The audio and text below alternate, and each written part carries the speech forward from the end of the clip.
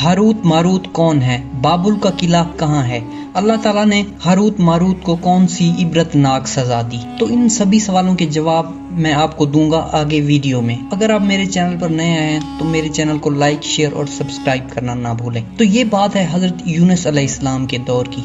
हज़रत यूनुस अलैहिस्सलाम के दौर में अल्लाह फरिश्तों से हम कलाम हो रहा था। तो फरिश्तों ने अल्लाह ताला से कहा कि हम कितने नेक और परहेजगार और मुत्तकी हैं, हम तो गुनाह के करीब भी नहीं जाते, और ये इंसान देखो कितने ज्यादा गुनाहगार हैं। अल्लाह ताला ने जब पर्दे हटाए तो फरिश्तों ने जब देखा सारा मंजर के इंसान मुख्तलिफ किस्म के गुनाहों में मशगूल थे, तो फरिश्तों ने अल्लाह ताला से गिला किया कि हम आपकी इबादत में मशगूल रहते हैं, हम किसी गुनाह के करीब भी नहीं जाते, जबकि ये इंसान इतने ज़्यादा गुनाहगार क्यों हैं? तो अल्लाह ताला ने उन्हें जवाब दिया कि इंसानों में शहवत है, और इसके अलावा जो इंसानी खसलत है उन्हें गुनाह करने पे मजबूर करती है। इसके बाद फरिश्तों ने कहा कि हम में से 2 फरिश्ते जाएंगे जो कि ज़मीन पर जाके रहेंगे और वो बुराई नहीं करेंगे। तो अल्लाह ताला ने कहा ठीक। तो फरिश्तों की जमात ने 2 फरिश्ते मुकर्रब किए जो कि ज़मीन पर अब जाने वाले थे।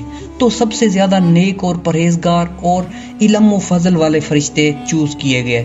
तो उन दोनों का नाम था हारूत और मारूत। हारूत और मारूत को और इंसानी खसलत और शहवत दी गई और उन्हें बाबुल के शहर में भेज दिया गया। बाबुल का शहर इस वक्त बहुत ही ज़्यादा तहजीब और तरक्की याफ्ता शहर था, और इसके अलावा यह गुनाह आम हो चुका था, और यहाँ जादू टोना तावीज़ और इस किस्म की सारी बुराइयां वहाँ मौजूद थीं। हारूत मारूत इस शहर में उतरे और वहाँ जाके वो काजी बन गए और लोगों के फैसले करने लगे। वो फैसले कर ही रहे थे कि वहाँ एक औरत आ गई जिसका नाम ज़हरा था। तो ज़हरा ने अपना बताया कि मेरा शौहर बदकारियां करता है और दूसरे औरतों के पीछे है और शराब वगैरह पीता है। ज़हरा ने अपने हालात बताए। जब ज़हरा ने अपने हालात बताए तो हारूत और मारूत उस औरत की तरफ मुतवज्जा हुए। वो औरत उन्हें इतनी ज़्यादा दिलचस्प और खूबसूरत लगी कि उन्होंने उस औरत को कहा कि हमारे साथ जिस्मानी ताल्लुकात कायम नहीं करोगी तब तक हम तुम्हारा काम नहीं करेंगे। तो इसके बाद वो औरत कहती है कि तुम सबसे पहले या तो शराब पियो, या जिना करो, या फिर शिर्क करो और बुतों की इबादत करो, तो तब हो सकता है कि मैं ऐसा कर सकती हूँ।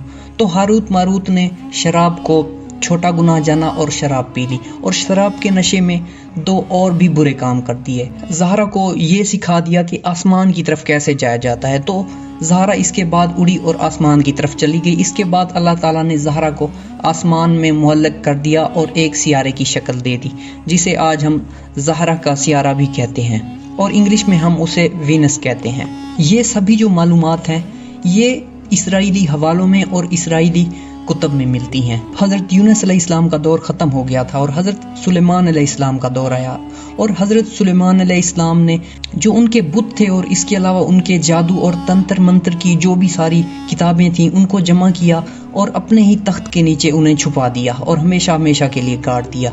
इसके बाद हज़रत सुलेमान अलैहिस्सलाम का भी दौर ख़त्म हो गया, और अब फिर से लोग उसी जहालत में और बुतों की पूजा में लग गए, और वो सितारों पे बहुत ही ज़्यादा यकीन करते थे, और इल्मे नजूम वहाँ बहुत ही ज़्यादा आम था। तो इल्मे नजूम की बदौलत वो लोगों को उनकी किस्मत बताते और सितारों के हाल के ज़रिए वो लोगों को बताने लग गए।